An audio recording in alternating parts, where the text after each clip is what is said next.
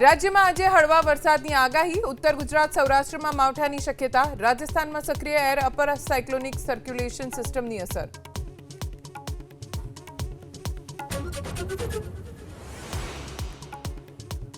ભાવનગરમાં લુખ્ખાનો પોલીસ પર છરી વડે હુમલો.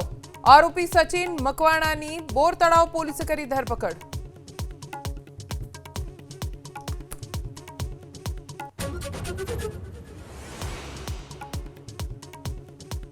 સુરત એરપોર્ટ પર બેંકોકથી સુરત આવેલી ફ્લાઇટમાંથી પકડાયું 1.90 કરોડની કિંમતનું ડ્રગ્સ.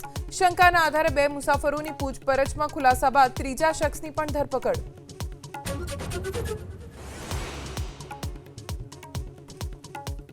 ઉત્તર પ્રદેશમાં આ નવરાત્રિમાં કેબિનેટ વિસ્તરણની શક્યતા. મુખ્યમંત્રી યોગી આરએસએસ અને ભાજપના નેતાઓની મળી રહી છે બેઠક.